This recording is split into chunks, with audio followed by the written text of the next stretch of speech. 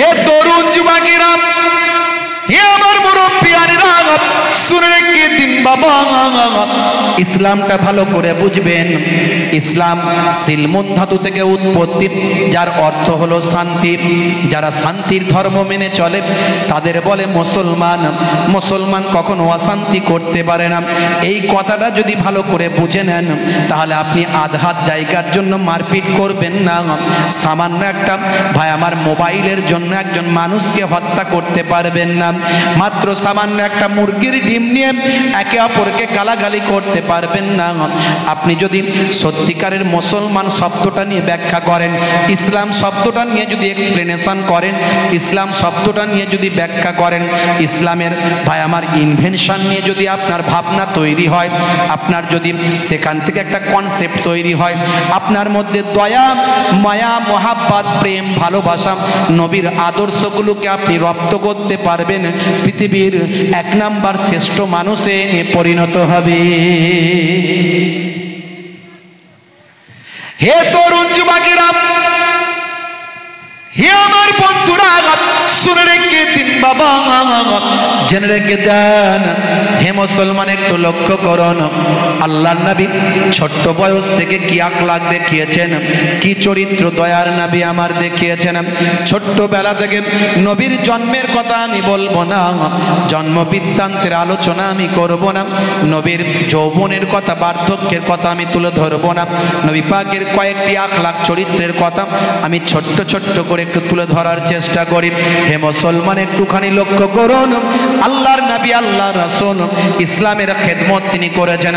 মাত্র যখন দয়ার নবীর 20 বছর পার হয়নি, 20 বছর যখন পার হয়নি, তখন মক্কার মাটিতে, মক্কার জমিনে, আরবের বুকে আল্লাহর নবী হিলফুল ফুজুল শান্তি কমিটি প্রতিষ্ঠা করেছেন।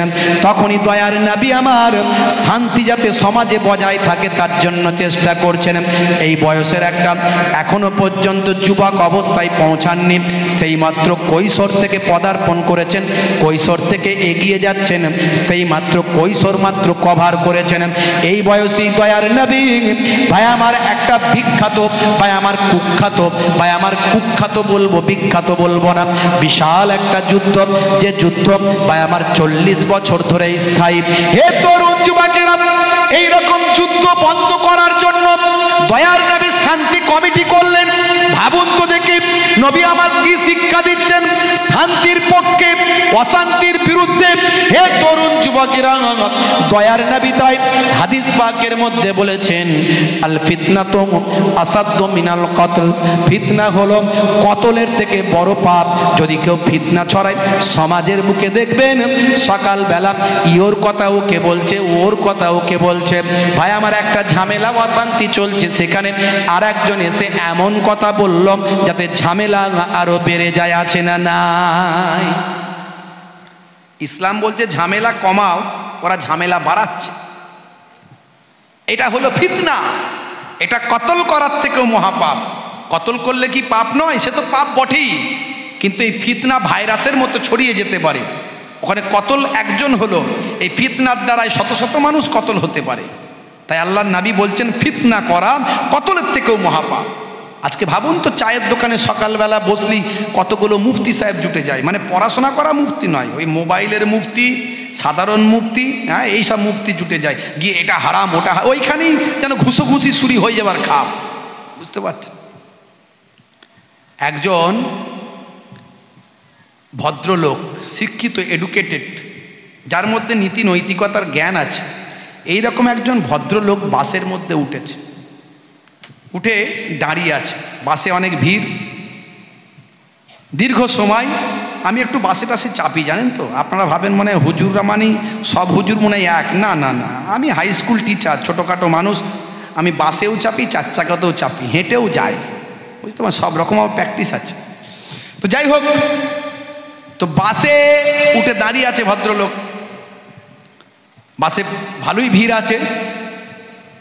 তা এমন সময় তার সামনে একটা সিট খালি হয়েছে। সেই ভদ্রলোক বসতে যাওয়ার আগে পেছনে ছিল একজন ভদ্রর আগে সে ছুটে গিয়ে কোন রকমে তাকে ঠেলে দিয়ে গিয়ে বসে গেল।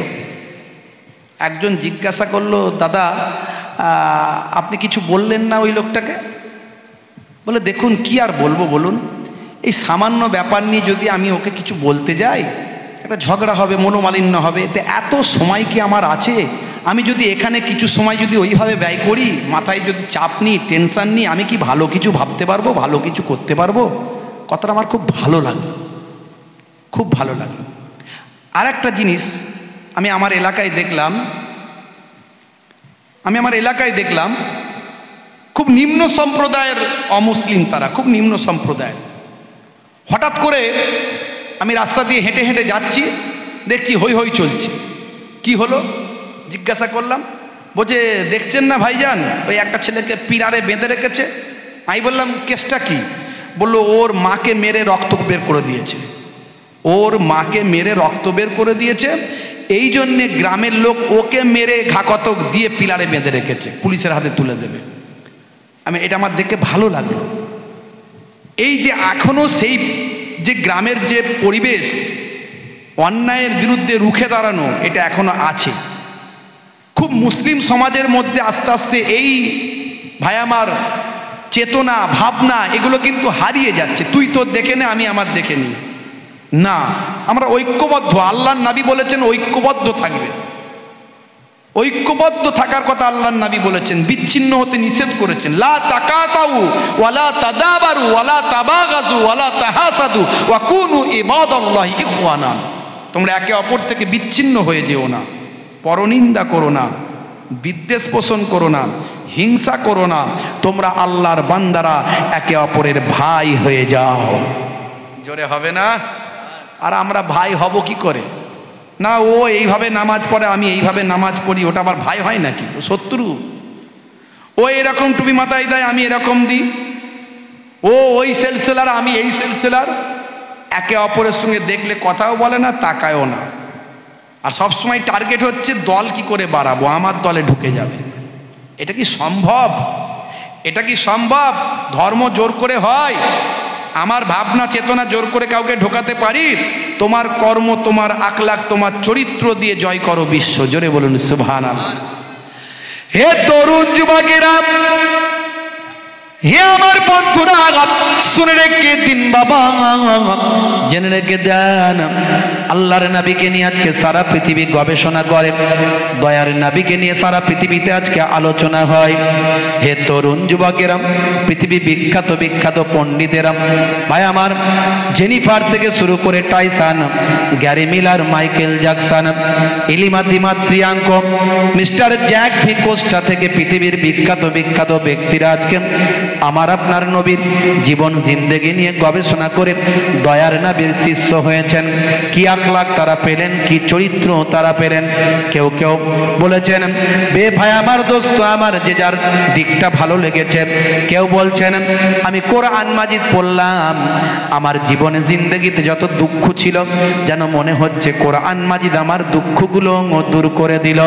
কেউ বলছে আমি নাস্তিক ছিলাম, আমার তিনটে প্রশ্ন ছিল, আমার তিনটে প্রশ্ন যেন আমার দয়ার নবীর জীবন জিন্দেগি থেকে পাওয়া গেল। কেউ বলছেন আমি হলাম কালো কৃষ্ণাঙ্গ বলে আমাকে সাদা চামড়ার মানুষেরা ঘৃণা করত, দয়ার নবীর জীবন জিন্দেগি পড়ে দেখলাম দয়ার নবী কালো আর সাদা, কৃষ্ণাঙ্গ আর শ্বেতাঙ্গদের পার্থক্য 1450 বছর আগে পৃথিবী থেকে দূরীকরণ করলাম।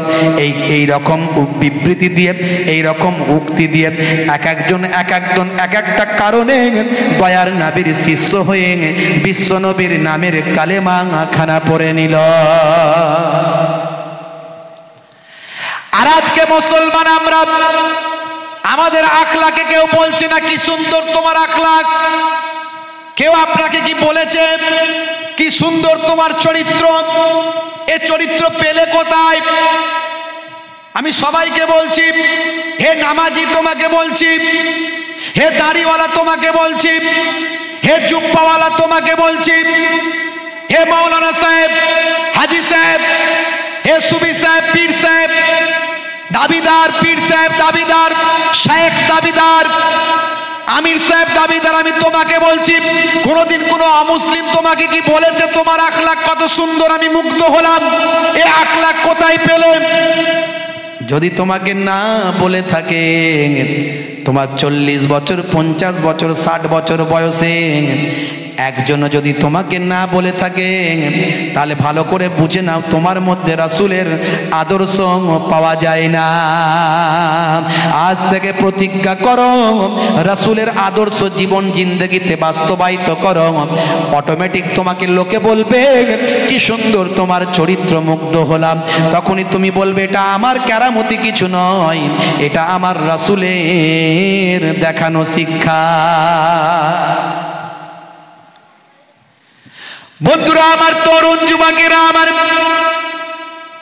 হে আমার মুরব্বিয়ানিরা, শুনে রেখে দিন বাবা, জেনে রেখে দেন, আল্লাহর নবী আল্লাহর রাসূল 622 খ্রিস্টাব্দে হিজরত করেন। 622 খ্রিস্টাব্দে হিজরত করেন। 622 খ্রিস্টাব্দে নবী যখন চলে যাবেন, ভাইরা আমার, তরুণ যুবকেরা আমার, হে আমার মুরব্বিয়ানিরা, মক্কার মানুষেরা আল্লাহর নবীর ঘরটা ঘিরে ফেলেছে। অনেক ঘটনা, বেশি লম্বা চওড়া করে বলবো না। নবী আমার আল্লাহ রাব্বুল আলামিন জানিয়ে দিলেন, হে আমার বন্ধু, এক মুষ্টি মাটি নেন, আয়াতে কারিমা তেলাওয়াত করুন, ফু দিয়ে দুশমনদের চোখের দিকে ফিকে দেন।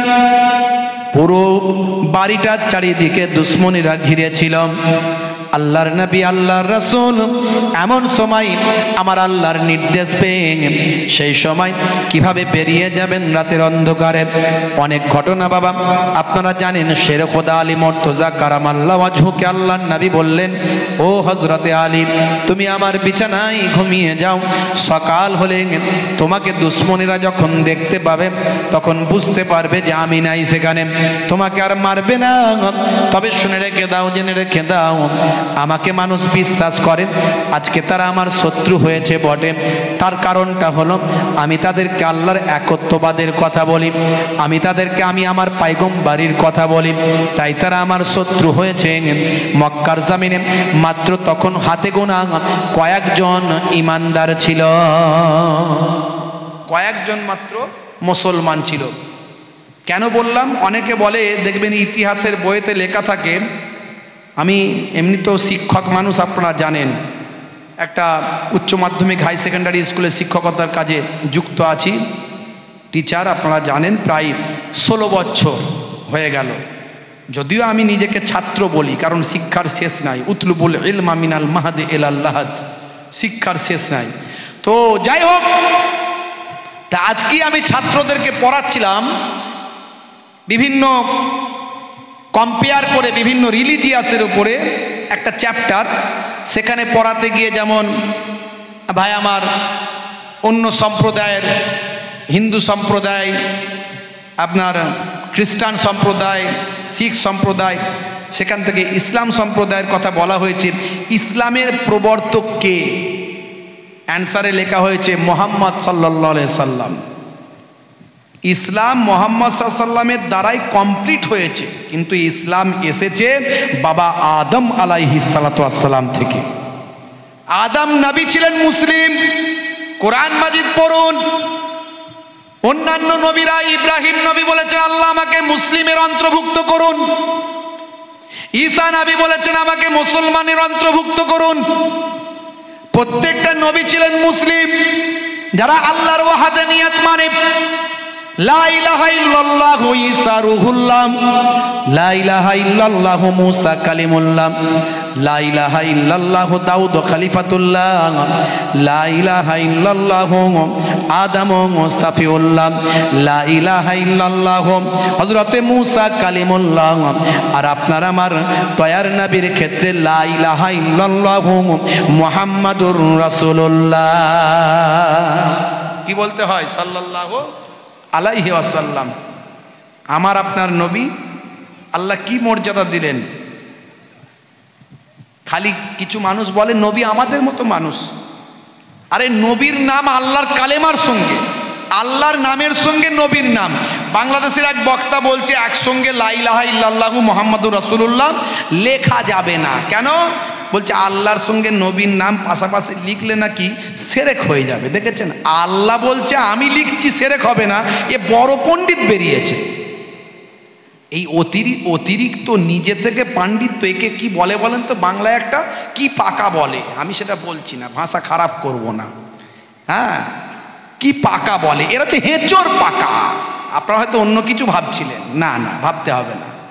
হ্যাঁ, হেঁচোর পাকা, অতিরঞ্জিত, মোবালেগা, আরবিতে বলে মোবালেগা, অতিরঞ্জিত করা, বুঝতে পারছি।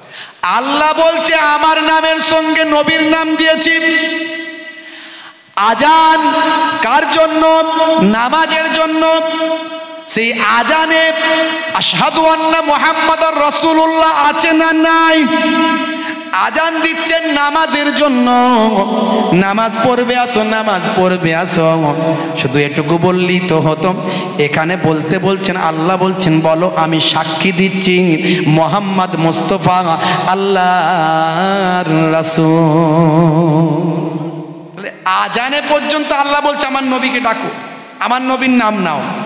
নামাজটা আল্লাহর জন্য, সেই নামাজে আপনি আত্তায়াত পড়ছেন, তাশাহুদে বসেছেন, আত্তাহিয়াতু লিল্লাহি ওয়াস সালাওয়াতুত তাইয়্যিবাত, আসসালামু আলাইকা ইয়া আইয়ুহান নবী আছে না নাই? আশহাদু আন্না মুহাম্মাদার রাসূলুল্লাহ আছে না নাই? তাশাহুদের মধ্যে আমার নবীকে আপনি ডাকছেন, অথচ নামাজটা হলো আল্লাহর জন্য, আজানটা হলো নামাজের জন্য। আজানে আছে 50টা অক্ষর, আজানে আছে 50টা অক্ষর। ভাই আমার, এই নামাজ পড়লে 50 ওয়াক্ত নামাজের পর পড়ার সওয়াব আল্লাহ দেন। আজানে আছে 17টা ভাই আমার শব্দ। যদি আজানে নামাজটা আপনি পড়েন 17 রাকাত ফরজ নামাজের সওয়াব আপনি পেয়ে যান। 17টা শব্দ দিয়ে বোঝানো হয়েছে 17 রাকাত ফরজ নামাজ, 50টা অক্ষর দিয়ে বোঝানো হয়েছে 50 ওয়াক্ত নামাজের আপনি ফজিলাত। হে তরুণ যুবকেরা, হে আমার মুরব্বিয়ানেরা, সেই আজান যখন দেওয়া হবে, আজান যখন দেওয়া হবে আজানের জবাবটা দিতে হবে। এর আগে আমি বলেছি আজান দিলে অনেকে মাথায় কাপড় দেয়, মহিলারা এই আজান দিচ্ছে শুনতে পাচ্ছি মাথায় কাপড় দিয়ে দিল, যেন আজান দিলে কাপড় দেওয়াটাই কাজ।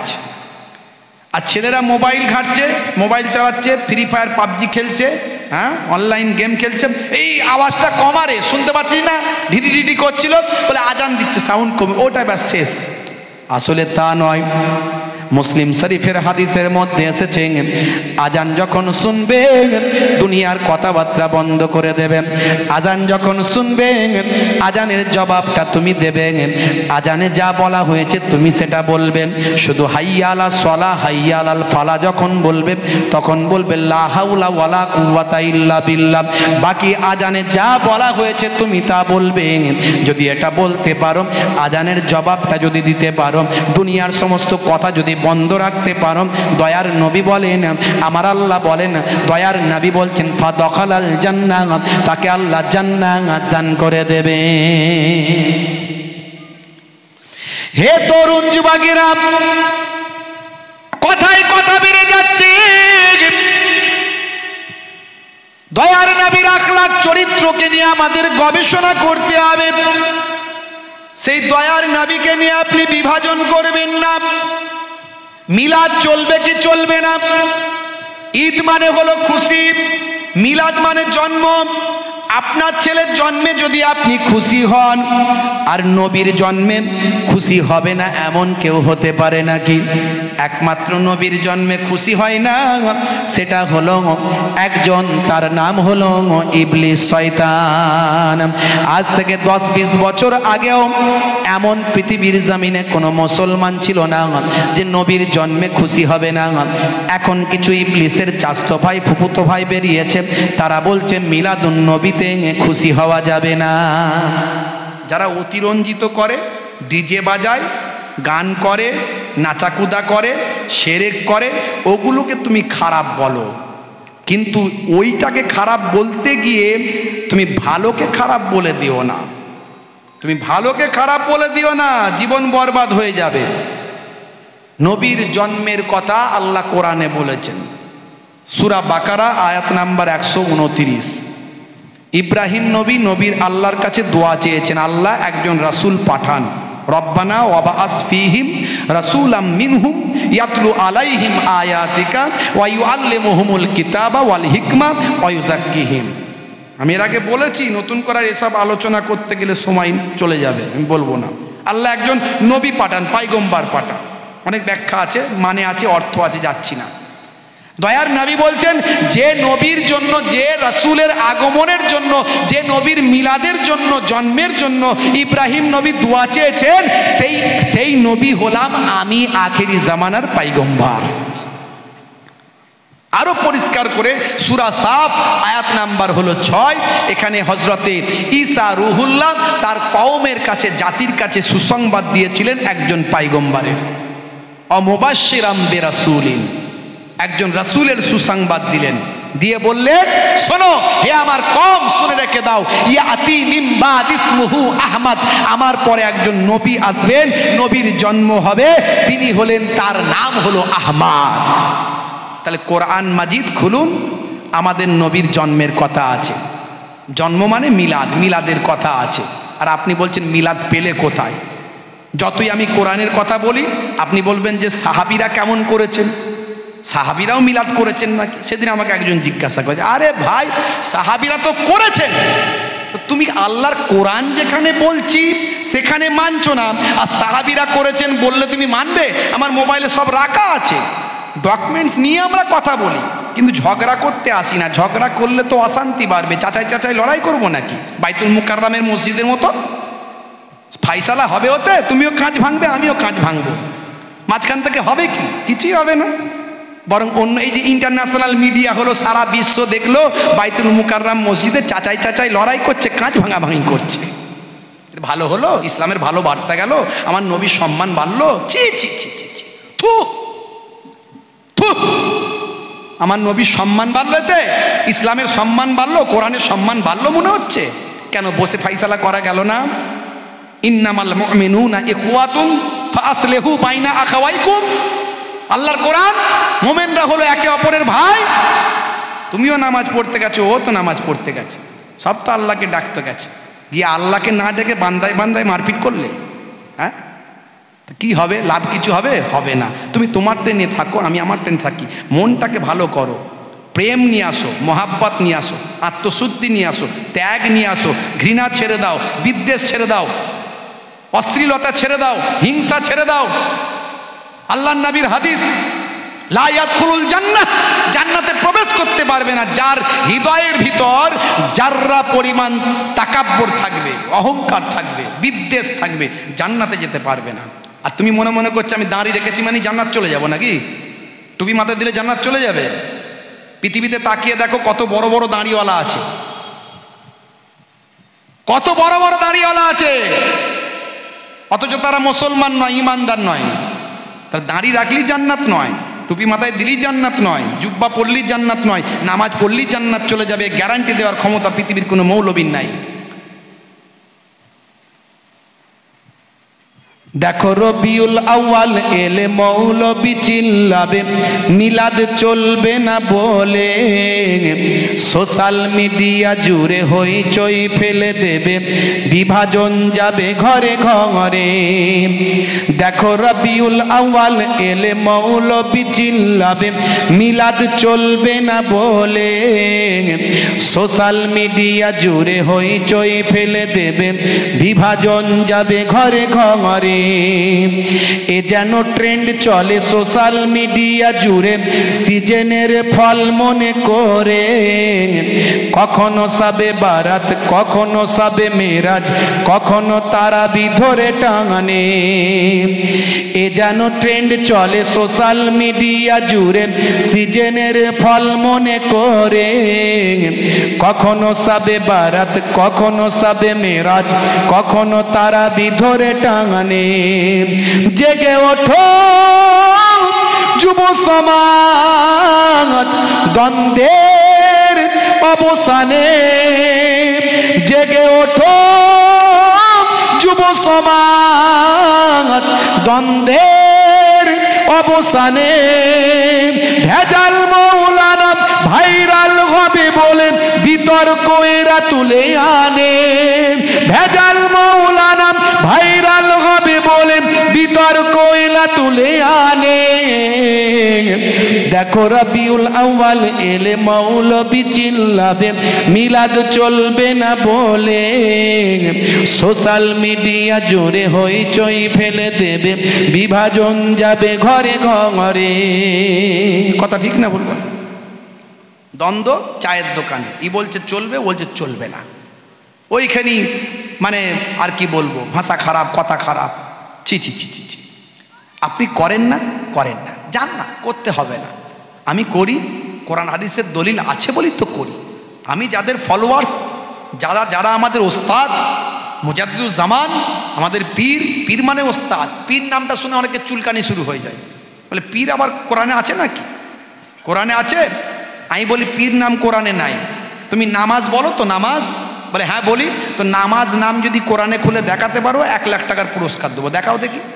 সাধারণ সাদাসিধে মানুষগুলোকে কেন বোকা বানাচ্ছ? হ্যাঁ, কেন বোকা বানাচ্ছ? রোজা রোজা করো, রোজা নাম কোরআনে খুলে দেখাও, 1 লাখ টাকা পুরস্কার দেবো। পাবে খুঁজে? বলে পাবে। তাহলে পীর নাম কেন কোরআনে খুঁজছো, হাদিসে খুঁজছো? আরে কোরআন আর হাদিস তো আরবিতে লেখা, তো ওতে পীর নাম পাবে কোথায়? পীরটা তো ফার্সি শব্দ। যখন আমাদের দেশে সুলতানরা, মোগলরা যখন রাজত্ব করেছে, তখন পীর নামটার বেশি প্রচলন হয়েছে। পীরের সঙ্গে সঙ্গে মুর্শিদ কথাও তো বলা হয়, যেমন নামাজের সঙ্গে সঙ্গে সলাৎ বলা হয়, সম বলা হয়, সিয়াম বলা হয়। এই সলাৎ, সম এইগুলো যেমন কোরআনে আছে, তেমন মুর্শিদ কথাটাও কোরআনে আছে। জোরে বলুন সুবহানাল্লাহ। এই ওস্তাদ, আরে মুর্শিদ মানে ওস্তাদ, পীর মানে ওস্তাদ, শেখ মানে ওস্তাদ, টিচার। এই টিচার ছাড়া চলবে না। আল্লাহ বলেছে একটা টিচার তোমরা ধরো, টিচারের প্রয়োজনে হেল্প নাও, এটা কোরআনে আল্লাহ বলে দিয়েছেন। ফাসআলু আহলা যিকরি ইন কুনতুম লা তা'লামুন, এই তো বলে দিয়েছে আল্লাহ, টিচারের কথা বলেছে। তুমি যেটা জানো না, জাননেওয়ালার কাছে জেনে নাও। তো জাননেওয়ালার কাছে জানতে গেলে সে আপনার ওস্তাদ হবে কি হবে না? আপনি যেটা জানেন না, মাস্টারের কাছে জানতে যান, তো মাস্টার তো আপনার নাকি? এই আমার কথা কি খারাপ লাগছে? যারা বলেন খারাপ লাগছে, কারো বিরুদ্ধে বলছি, যারা বলেন কারো বিরুদ্ধে বলছি, তবলিগ জামাতের বিরুদ্ধে বললাম, দেওবন্দীদের বিরুদ্ধে বললাম, বেরলভীদের বিরুদ্ধে বললাম, আহলে হাদিসদের বিরুদ্ধে বললাম, কারো বিরুদ্ধে বলেছি, লামাযহাবীদের বিরুদ্ধে বলেছি। কারণ আমি বিরুদ্ধে বলার লোক নয়, সবাইকে ঐক্যবদ্ধ করার লোক, সবাইকে ঐক্যবদ্ধ করার লোক। দেওয়ালে পিঠ ঠেকে গেছে, দেওয়ালে পিঠ ঠেকে গেছে। আর কতদিন দলবাজি করবে? দলবাজি বন্ধ করে তুমি তোমার আকীদা যেটা নিয়ে চলছো সেটা বুকে নিয়ে চলো, অন্যের মাঝখানে বিভ্রান্ত ছড়াও না। আমি আমারটা নিয়ে আমার ভালোবাসার মানুষদেরকে আমি বলি যে আমার দোকানের দইটা ভালো বাবু, অন্য দোকানে যাবি না, এই দই পাবি, জীবন ঠান্ডা হবে, জান ঠান্ডা হবে, এই দই খা, সারা জীবন খেয়ে যা। অন্য দোকানে খেতে যাবি, বুঝতে পারবি ঠেলা। তুমি তোমারটা বলকে যাও, দ্বন্দ্ব নাই, দ্বন্দ্ব নাই। হে তরুণ যুবকেরা, খুবই সংক্ষেপ করে বলবো, আল্লাহর নবী, আল্লাহ রাসূল হযরতে আলী মুর্তজা কারামাল্লাহু ওয়াজহুকে বিছানায় শুইয়ে দিলেন। এইরকম একটা কঠিন পরিস্থিতি, দুশ্মনেরা সারা ঘরটাকে ঘিরে ফেলেছে।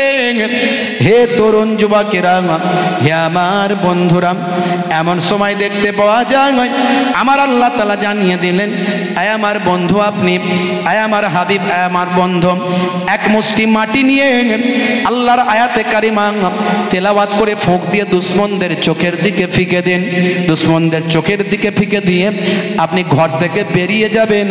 আপনার হেফাজতের দায়িত্বটা আমি আল্লাহ গ্রহণ করেছি। হে তরুণ যুবকেরা, এই রকম কঠিন পরিস্থিতিতে হযরতে দয়ার নবী আখিরি জামানার পয়গম্বর কি আখলাক, কি চরিত্রটা দেখিয়েছেন একবার ভাবুন।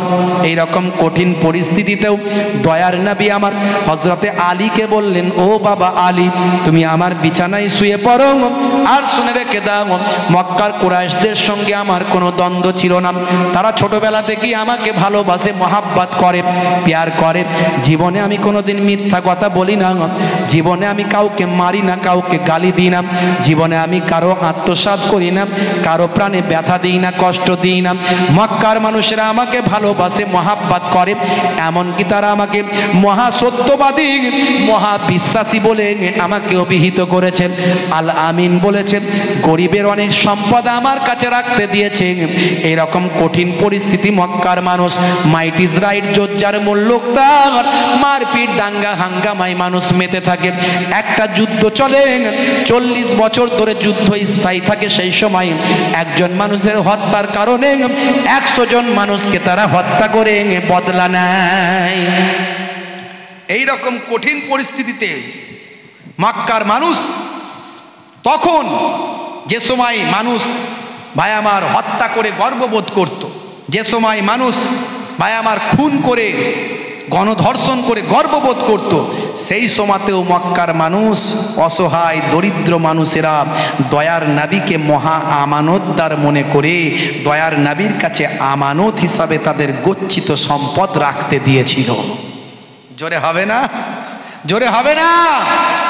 আজকে আপনি টাকা ধার দেন না কাউকে, যতই প্রাণের বন্ধু দিয়ে দেখুন, ভাই বিপদে পড়েছি 5000 দে, চাইতে যখন যাবেন মনটা খারাপ হয়ে যাবে। 100 জনকে ধার দিলে 70 জন ঠিক টাইমে দেবে না, 70 জন ঠিক টাইমে দেবে না, আর তার মাঝে আবার দেখা যাবে কিছু জন টাকা নিয়ে টাকা ফেরতই দেবে না, অশান্তি ঝগড়া তৈরি হয়ে যাবে। দেখবেন আমানতের খেয়ানত, কথায় কথায় মিথ্যা। এই মোবাইল এসে এত মিথ্যা কথা বেড়ে গেছে। দেখবেন ফোন করছেন, টাকা পাবেন, আপনি টাকা পাবেন, ধার দিয়েছেন, ফোন করছেন, ভাই কোথায় আছো?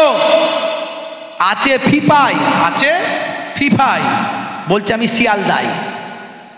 হ্যালো কোথায় আছো ভাই? ঘরে ঘুমিয়ে আছে ফিফাই। ভাই ঘরে যাব নাকি, টাকাটা দেবে একটু, খুব অসুবিধা হয়েছে, অনেক দিন তো হয়ে গেল, একটু দাও না টাকাটা, অন্তত কিছু দাও। কোথায় আছো ভাই? বলছে আর বলিস না ভাই, আমি তো আছি শিয়ালদায়। অথচ সে ফিফাতে এসে ঘুমাচ্ছে, ফিফাই ঘুমাচ্ছে আর বলছে শিয়ালদায়। মিথ্যা এত বেড়ে গেছে, এত মিথ্যা বেড়ে গেছে। আমানতের খিয়ানত।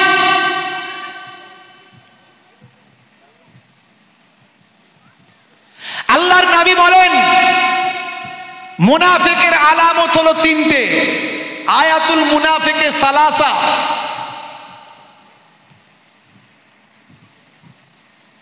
এজা হাদ্দাসা কাযাবা, যখন কথা বলবে মিথ্যা কথা বলবে। ওয়াইজা ওয়াদা আখলাফা, ওয়াদা করলে খিলাফ করবে। বলে চিন্তা করো না, আমি কালকেই যাচ্ছি তোমার ওখানে। কত কাল পার হয়ে গেল তার কোনো হোঁশই নাই। সেই যে কথা দিল, কথার তার ভ্রুক্ষেপই নাই। এরকম কত কথা দেয়। চিন্তা করো না, আমি তোমাকে ঠিক টাইমে দিয়ে দেবো। কোনো খবর নাই। ওয়াইজা ওয়াদা আখলাফা, যখন ওয়াদা করবে তার খিলাফ করবে। ওয়াইজা উতুমিনা খানা, এবং আমানতের খেয়ানত করবে। আল্লাহর নবী বললেন এই 3টে হলো মুনাফিকের চরিত্র। যার মধ্যে এই চরিত্রের একটা থাকবে, নিশ্চিন্তে তাকে মুনাফিক বলে ধরে নিতে পারো। কিন্তু মুনাফিককে মুনাফিক বললে ঝগড়া হবে না? হবে না। মুখের সামনে বলার দরকার নেই, মনে মনে বুঝে নিয়ে যে বেটা মুনাফিক, অন্যদিন আর এর সঙ্গে মিশলে হবে না, দূরে থাকো। হে তরুণ যুবকেরা, হে আমার বন্ধুরা, শুনে রেখে দিন বাবা, জেনে রেখে দেন। হে মুসলমান একটু লক্ষ্য করুন, তরুণ যুবকেরা একটু খেয়াল করুন। আল্লাহর নবী হযরতে আলী মুর্তজাকে বললেন, বাবা আলী, সকালবেলা যারা আমার কাছে আমানতগুলো রেখেছেন তাদেরকে তুমি ঠিক ঠিক করে বুঝিয়ে দিও। এটা হলো অমুকের আমানত, ওটা হলো অমুকের আমানত। এই সমস্ত আমানতগুলো বুঝিয়ে দেওয়ার পরে তুমি মদিনার দিকে রওনা দেবে। আমি রাতের অন্ধকারে আল্লাহর নির্দেশে চলে যাচ্ছি, তুমি সকালবেলা সব ঠিকঠাক বুঝিয়ে দিয়ে তারপর তুমি রওনা দেবে, কারণ আমি নবী এই বিপদের সময়তেও কারো আমানতের খেয়ানত করতে পারি না। দরজায় বিপদ, দুশ্মনেরা দাঁড়িয়ে আছে গোল হয়ে, বেরোলি মেরে ফেলবে। আরবের লোকেদের একটা অভ্যাস ছিল, দুটো জিনিস তাদের খুব ভালো ছিল। একটা হলো পেছন থেকে কাউকে মারতো না, যা হবে সামনাসামনি লড়াই, বলে কয়ে মারপিট হবে, এটা তারা বীরত্ব মনে করত, যেটা এখনো মুসলমানদের রক্তে একটু মিশে আছে। যেখানে কেউ মারপিটে যাবে না সেখানে মুসলমান বলে হাম কিসি সে কম নেই, আছে না নাই দেখবেন। ওই জন্য সমস্ত দলের নেতারা কিছু মুসলমান ঠ্যাঙারে বাহিনীকে সবসময় সামনে রেখে দেয়। তোরা আছিস, আমার চিন্তা কিসের, খালি মাঝে মাঝে ফোলায় আর চা খাওয়ায়, মাঝে মাঝে কত লাগবে বল না দিয়ে দিচ্ছি। ওই সব ঠ্যাঙারে বাহিনীগুলো সামনে রেডি হয়ে আছে, দাদা কি করতে হবে বলো, কাকে পিটতে হবে, বুঝতে পারছেন? আমি কারো নাম বলছি না, কোনো দলের বিরুদ্ধে পক্ষে বিপক্ষে বলছি না। সেই রক্ত এখনো আমাদের গায়ে বইছে। এরা জীবন দিতে বেশিক্ষণ পরোয়া করে না, দেখবেন এই জন্য বেশি তাকিয়ে দেখুন মুসলমান মরছে, সংখ্যায় কম হলেও মরছে এরা বেশি, কারণ ভাবনা চিন্তা করে পা ফেলে না। নিশ্চয় মৃত্যুবরণ করুন, আল্লাহ এবং রাসূলের জন্য মরুন, মরলি জান্নাত পেয়ে যাবেন। কিন্তু আপনি যেখানে মৃত্যুটা বরণ করছেন সেটা কিভাবে মৃত্যু বরণ করছেন একবার ভাবুন। যে মৃত্যুটার কারণে জান্নাত পাবেন না জাহান্নাম পাবেন, চিন্তা করে মরুন। আপনি মরতে বারণ করছি না। বন্ধুরা আমার, তরুণ যুবকেরা আমার, মুরব্বিয়ানেরা আমার, আল্লাহর নবী এই রকম কঠিন পরিস্থিতিতেও আমানতের খেয়ানত করলেন না। হে তরুণ যুবকেরা, এখান থেকে আমরা একটা জ্ঞান লাভ করি, শিক্ষা লাভ করি। দয়ার নবী বিপদের সময়তেও কারো আমানত নষ্ট করেননি। হে জওয়ান যুবকেরা, আল্লাহর নবী আল্লাহর রাসূল যখন বেরিয়ে চলে গেলেন, অনেক ঘটনা, হিজরতের ঘটনা। 622 খ্রিস্টাব্দ এই বছরই দয়ার নবী হিজরত করেছিলেন। ইতিহাসের পাতায় আপনি পড়েছেন, হিজরত মানে হলো দেশত্যাগ। এই হিজরত থেকে হিজরি সন শুরু হয়েছে, আরবিতে একটা বছর শুরু হয়ে গেছে যার নাম হলো হিজরি বছর। হে তরুণ যুবকেরা, হে আমার মুরব্বিয়ানেরা, 500 ভাই আমার 622 খ্রিস্টাব্দ থেকে প্রথম হিজরি গণনা শুরু হয়েছে। আল্লাহর নবী বেরিয়ে চলে যাবেন, অনেক ঘটনা, সেসব ঘটনায় যাচ্ছি না। দয়ার নবীর কাছে আল্লাহ কোরআন মাজিদের আয়াতে কারিমা নাজিল করে জানিয়ে দিলেন, আমার রামাইতা ইজ রামাইতা ওয়ালাকিন্নাল্লাহ রামা। জোরে হবে না? আরে জোরে হবে না? আমার রামাইতা ইজ রামাইতা ওয়ালাকিন্নাল্লাহ রামা। আপনি ফেকেননি। কত সুন্দর কথা আল্লাহর কোরআন। দেখুন, আল্লাহর কোরআন নিয়ে যারা গবেষণা করেছে তারা অবাক হয়েছে। কি ছন্দ! কোরআনকে কবিরা কবিতার আকারে দেখেছে। কেউ বলছে ছন্দের কেতাব, কবিতা। আবার যে ঐতিহাসিক সে তার হিস্ট্রি হিসাবে দেখেছে, কি ইতিহাস। আবার যে ফিলোসফার সে তার দার্শনিক দৃষ্টিভঙ্গিতে বলছে, কি দর্শন এখানে। যে যে অ্যাঙ্গেল থেকে ভেবেছে কোরআন, দেখুন কত সুন্দর কোরআনের রূপ কথা। কোরআন মাজিদের কি সুন্দর উপমা ভঙ্গিমা। আল্লাহ প্রথমেই বলছেন আপনি ফেকেননি। ওয়ামা রামাইতা, মা এখানে নেগেটিভ না। রামাইতা, যখন তুমি ফিকেছিলে, আপনি যখন ফিকেছিলেন। দয়ার নবীর ক্ষেত্রে কথা বলবেন সম্মান দিয়ে বলবেন। আদাব, ইসলামের বড় ব্যাপার হলো আদাব। বিয়াদব আল্লাহর রহমত থেকে মাহরুম।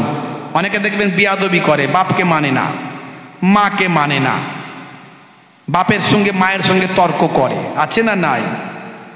হ্যাঁ, বড় ভাইকে সম্মান দেয় না, পাড়া প্রতিবেশী গুরুজন বয়স্ক মানুষদের তাচ্ছিল্য করে।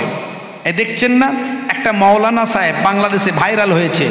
একজন বয়স্ক মানুষ, তাদেরকে তো মুরব্বি বলে, কথা ঠিক না ভুল? সে এখন বেচারা পেচ্ছাপ পেয়েছে, উঠেছে, এখন তাকে বলেছে মুরব্বি মুরব্বি। যেই বলেছে ওইটাকে এক ইউটিউবার, আমি আগেই বলছিলাম না, ওটাকে একটা ইউটিউবার কেটে নিয়েছে, ওইটুকু মুরব্বি মুরব্বি। ওইটা কি এমন বলেছে ভাই, এ তো সবাই বলে। ওইটাকে কেটে নিয়ে এমন করে অ্যাক্টিং ম্যাক্টিং করে ছেড়েছে, সারা বাংলাদেশ ভারতবর্ষ ভাইরাল। মুরব্বি মুরব্বি কি রে ভাই, হ্যাঁ মারাত্মক কথা। মানে আজকে মুরব্বী বয়স্ক, মুরব্বী মানে কি বয়স্ক, সে বয়স্ক মানুষদেরকে নিয়ে তাচ্ছিল্য চলছে। ওটাকে না একটা তাচ্ছিল্য। আবার মুরব্বী মুরব্বী গান বেরিয়েছে, গান বেরিয়ে, হ্যাঁ ঠিক ডাক ঠিক ডাক, মুরব্বী মুরব্বী ঠিক ডাক ঠিক ডাক। ছি ছি ছি ছি ছি ছি।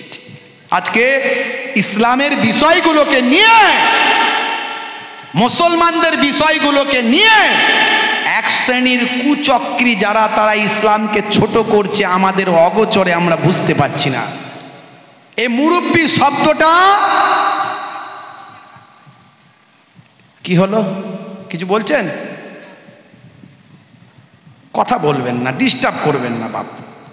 যেটা বলার দরকার যদি মনে হয় ভাইয়ানের সঙ্গে বলবেন, আমি নেমে গেলে আমার কানে কানে বলেন, এটা ইসলামের তরিকা। আর না হলে যদি মনে হয় আমাকে এখনই উত্তর দিতে হবে, লিখে দেবেন। কথা ঠিক আছে? আমার যদি প্রয়োজন মনে করি আমি উত্তর দেবো। কথা বলে ডিস্টার্ব করবেন না, তাহলে আমাকে নিয়ে আসার দরকার নাই। আমি তো বিনা দাওয়াতে চলে আসিনি। আর দাওয়াত করে যদি আপনি ডিস্টার্ব করেন তাহলে বুঝতে হবে ইসলাম বিরুদ্ধ কাজ। কথা ঠিক না ভুল? বাপেরা আমার, বন্ধুরা আমার, তরুণ যুবকেরা আমার, আজকে ইসলামের বিষয়গুলোকে নিয়ে তাচ্ছিল্য হচ্ছে, আমরা সেগুলো বুঝতে পারছি না। এই যুবকেরা বুঝতে পারছে না, তরুণীরা বুঝতে পারছে না। আজকে মোবাইলে তারা গেম,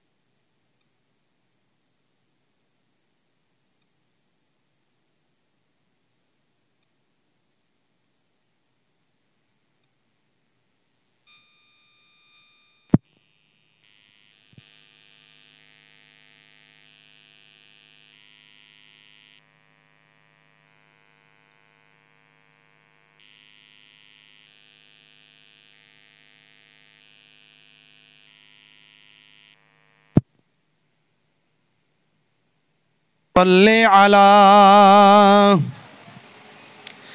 सय्यिदना मौलाना मुहम्मद व अला आलिहि।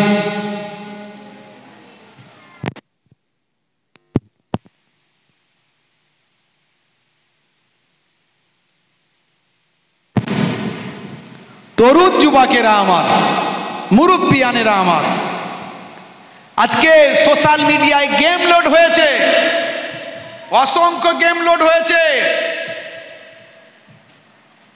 আজকে আপনার আমার ঘরের যুবক ছেলেগুলোর ব্রেনকে খারাপ করে দেওয়ার জন্য, যাতে তারা গেমে আসক্ত থাকে, যাতে তারা শিক্ষা থেকে দূরে সরে থাকে, নিজের পায়ে দাঁড়িয়ে প্রতিষ্ঠিত যাতে হতে না পারে, নিজের পার্সোনালিটি, নিজের ব্যক্তিত্ব তৈরি করতে না পারে, অসংখ্য গেম মার্কেটে দিয়ে দেওয়া হয়েছে। সেলিব্রিটিরা সেই সব গেমগুলো অ্যাড করছে। আপনারা দেখেছেন সেই সব গেমগুলো সেলিব্রিটিরা অ্যাড করছে। বড় বড় সেলিব্রিটি যারা, শাহরুখ খান বলছে এই গেমটা লোড করো, এত ইনকাম। শেষে তাড়াতাড়ি করে বলে দিচ্ছে, তবে কিন্তু বুঝে সুঝে খেলতে হবে, নাহলে কিন্তু হেরে যেতে পারে, মানে হেরে গেলে ক্ষতি হতে পারে। মানে হিন্দিতে বলছে, আমি তার বানানটা বলে দিচ্ছি। ওটা খুব তাড়াতাড়ি করে বলে দিল, আর প্রথমে বলে দিল ভালো করে, এই গেমটা খেললে এত টাকা ইনকাম করা যাবে। ছেলেরা মাথা খারাপ, রাতেই লোড করে দেখি খেলে কিছু ইনকাম করা যায় কিনা, ফকির হয়ে যাচ্ছে। আমার একটা অ্যাপ, মানে এত অ্যাড চলছে, যে অ্যাপটা থেকে আমি টাকা পয়সা টুকটাক লেনদেন করি, পেটিএম, সেখানে পর্যন্ত অ্যাডের উপরে অ্যাড দিচ্ছে। কত অ্যাড পাঠিয়েছে দেখুন। এইগুলো ছিল না আবার দুদিন আগে, এগুলো আবার চলে এলো। উইন আপ টু 50 crore, মানে জিতুন আপনি 50 কোটি।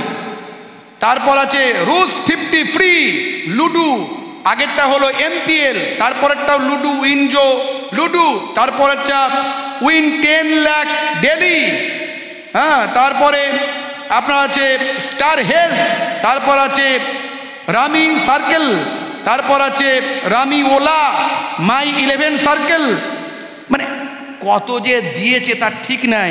এই সব পেয়ে ছেলেরা সারা সারা দিন শুধু ভু ভা চ্যাঁ প্যাঁ, শুধু এই মোবাইলই, শুধু ঘন্টার পর ঘন্টা মোবাইল হাত থেকে ছাড়ে নেই। পিতার অবাধ্য, মায়ের অবাধ্য, পড়াশোনা থেকে চ্যুত, কাজ কারবার করে না, ব্যবসা করে না, ব্রেন কাজ করে না, সময় নষ্ট, পয়সা নষ্ট, অর্থ নষ্ট, বুদ্ধি নষ্ট, দিমাগ নষ্ট, শিক্ষা নষ্ট, নামাজ নষ্ট, রোজা নষ্ট, সব ইবাদত নষ্ট। মনে রাখবেন এই যে নেশাখোর হয়ে যাচ্ছে তারা, মোবাইলের নেশা, গেমের নেশা, ইসলামটাকে আপনার আমার মুসলমানদের চরিত্র ধ্বংস হয়ে যাচ্ছে, বিভিন্নভাবে ধ্বংস করছে। একটা পাশ্চাত্যের একটা চক্র সারা পৃথিবীটাকে একটা গ্রাস করছে অন্যভাবে। বন্ধুরা আমার, শুধু তাই নয়, দেখবেন আমাকে একজন পাঠালো হঠাৎ করে একজন পাঠালো, হুজুর আপনি হয়তো জানেন না, আপনি জানেন না এই যত ভিডিও আছে, নোংরা ভিডিও আছে মোবাইলে নোংরা ভিডিও আছে, কিছু ছেলেপুলে দেখে। আমি বলি ডিলিট করো, মোবাইলে কোনো নোংরা ভিডিও রাখবে না। যে ভিডিও রাখলে তোমার সম্মান নষ্ট হয়, তুমি মারা যাবে, তুমি মারা যাবার পর মোবাইলটা তোমার বাপ দাদু চাচার কাছে চলে যাবে, তোমার ছেলে মেয়েরা দেখবে, খুলে দেখবে আমার বাপ ছিছি, আমার ছেলে ছিছি, আমার ভাই ছিছি, এই রকম মোবাইল তার, এই রকম ভিডিও তার মোবাইলে, এই রকম ছবি তার মোবাইলে। আজই ডিলিট করো তোমার মোবাইল থেকে। হুজুর আপনি জানেন না, মোবাইলে অনেক অশ্লীল ভিডিও আছে, বিভিন্ন অ্যাপ আছে, সেখান থেকে পাওয়া যায়। আমাকে লেখা পাঠিয়েছে, দিয়ে বলেছে হুজুর আমি তথ্য বের করেছি, এটা একটু প্রচার করবেন। ইসলামের বদনাম করার জন্য পাশ্চাত্যের মানুষেরা, যারা ইসলামের দুশ্মন, ভাই আমার ইহুদি নাসারারা, তারা চক্রান্ত করে কিভাবে ইসলামকে ছোট করছে। মিয়া খলিফা নামে একটা পর্ন স্টার আছে, একটা পর্ন স্টার অশ্লীল ভিডিও তৈরি করে মোবাইলে দেয়। আমাকে এখানে লিখে পাঠিয়েছে, ডিটেলস লিখে পাঠিয়েছে, হুজুর অশ্লীল ভিডিও তৈরি করে মোবাইলে দেয়, মুসলমানের ছেলেরা ওই সব দেখে উদ্বুদ্ধ হয়, অথচ তার নামটা হলো মিয়া খলিফা। খলিফা মানে হলো প্রতিনিধি, আর মিয়া মুসলমানদের বলা হয়। এই মুসলমানদের নাম দিয়ে তাকে দেখিয়ে সারা পৃথিবীতে বোঝানো হয় যে সে একজন মুসলিম, যাতে করে মুসলিম ছেলে মেয়েরা উদ্বুদ্ধ হয়। হুজুর আপনি একটু প্রচার করবেন, এগুলো তো হারাম আপনারা বলেন, কিন্তু ওই যে মহিলা, ও কিন্তু মুসলিম নয়, ও হলো লেবানিস্ট, একজন অমুসলিম, তার নাম হলো সারাহ জো চামউন। সারাহ জো চামউন তার আসল নাম। মনে রাখবেন, এইভাবে ইসলামকে পৃথিবীর বুকে হেয় প্রতিপন্ন করে ধ্বংসের চক্রান্ত করছে। কিন্তু মনে রাখবেন, ইসলামকে ধ্বংস করা যাবে না, কারণ আল্লাহ রাব্বুল আলামিন নিজে ইসলামের দায়িত্ব নিয়েছেন। ইন্না দীনা ইনদাল্লাহিল ইসলাম। জোরে বলুন সুবহানাল্লাহ। ওটা হবে না, তা এখন আর সময় নাই, 5 মিনিট 10 মিনিট আমি থাকবো। আর হ্যাঁ 15 ছেড়ে দেবো, তো আমি 15 আর 10 মিনিট তুললে আমি তার কথাটা শেষ করতে পারবো না। উনি তুলবেন, অসুবিধা নেই, কথাটা শেষ করতে পারবো না। না আমার ওখানে পৌঁছে দাও, আপনাদের কথা আমি রেখে শেষে নিয়েছি, ওদের দাওয়াত আগে, কথা ঠিক তো? ব্যাস, তাহলে আপনাদের কথা রেখে নিয়েছি, কোনো ওদের যেন অসুবিধা না হয়।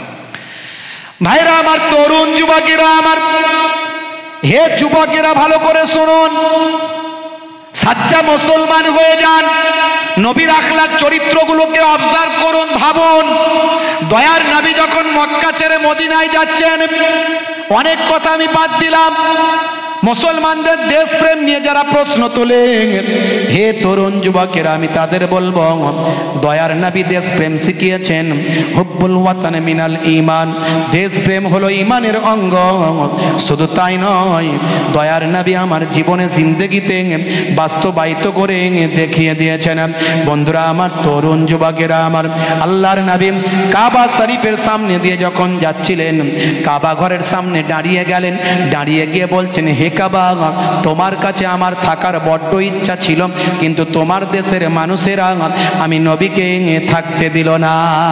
তুমি সাক্ষী থেকো, তুমি সাক্ষী থেকো হে কাবা, তোমাকে আমি ভালোবাসি, তোমার দেশকে আমি ভালোবাসি, এটা আমার মাতৃভূমি, আমি আমার মাতৃভূমি ত্যাগ করে চলে যেতে বাধ্য হচ্ছি কাবা, আমার মাতৃভূমির দেশের মানুষেরা আমাকে থাকতে দিল না, আমি তোমাকে ভালোবাসি হে কাবা, তুমি সাক্ষী থাকো। ভাইরা আমার, তরুণ যুবকেরা আমার, বন্ধুরা আমার, দয়ার নবী আমার দেশপ্রেম কেমন শিখিয়েছেন, অমুসলিম ভাইদের সঙ্গে কেমন ব্যবহার করতে শিখিয়েছেন।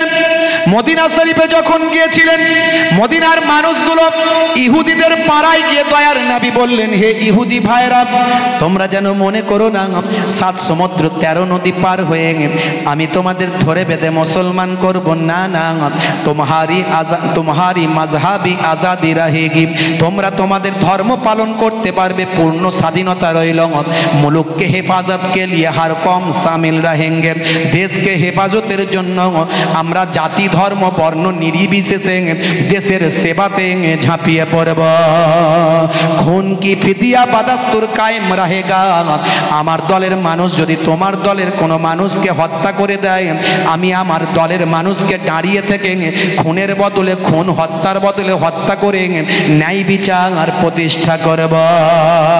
এই হলো নবীর আখলাক, এই হলো নবীর চরিত্র। মুসলমানরা যেখানে থাকবে, অমুসলিম হিন্দু খ্রিস্টান জৈন বৌদ্ধ সবাই যেন নিরাপত্তা পায়, সবাই যেন নিরাপত্তা লাভ করতে পারে, টেনশন ফ্রি ভাবে থাকতে পারে, এই নির্দেশ স্বয়ং আল্লাহর নবী।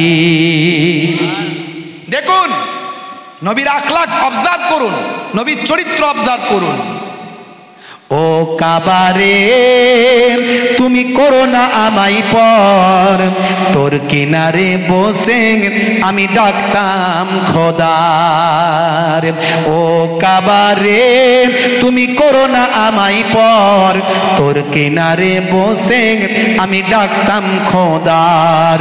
বড় ব্যথা নিয়ে যাচ্ছি আমি চলে, বড় ব্যথা নিয়ে যাচ্ছি আমি চলে, তোমার দেশ মালোকেরা করলো অত্যাচার, তুমি করো না আমায় পর, আমি ভালোবাসি তোমার, তুমি করো না আমায় পর, আমি ভালোবাসি তোমার।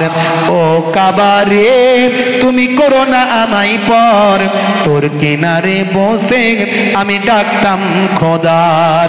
বড় ব্যথা নিয়ে যাচ্ছি আমি চলে, বড় ব্যথা নিয়ে যাচ্ছি আমি চলে, তোমার দেশের লোকেরা করলো অত্যাচার, তুমি করো না আমায় পর, আমি ভালোবাসি তোমার, তুমি করো না আমায় পর, আমি ভালোবাসি তোমার। বলুন না সুবহানাল্লাহ।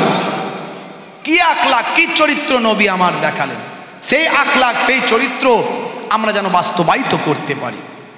নবী পাকের জীবন জিন্দেগির এক একটা আলোচনা, এক একটা পাঠ পাঠ আলোচনা করলে সেখান থেকে অসংখ্য শিক্ষা আমরা গ্রহণ করতে পারি। শুধু আমরা নবীর সিরাত আর মিলাদ শুনলেই হবে না, সেখান থেকে অবজার্ভ করতে হবে, গ্রহণ করতে হবে। নবী প্রেম শিখিয়েছেন, কি প্রেম শেখালেন? আল্লাহর নবী বলছেন, হে দুনিয়ার মানুষ শুনে রেখে দাও, ইয়াকুনু ফি মাহানাতি আহলিহি ওয়া ইয়াকুমুল বাইতা ওয়া ইয়াহলিবুনা সাতা ওয়া ইয়াকিতা সাওবাহু ওয়া ইয়াকসিবানা লাহুম ওয়া ইয়াহমিলু বিজাতিন মিনাস সুক।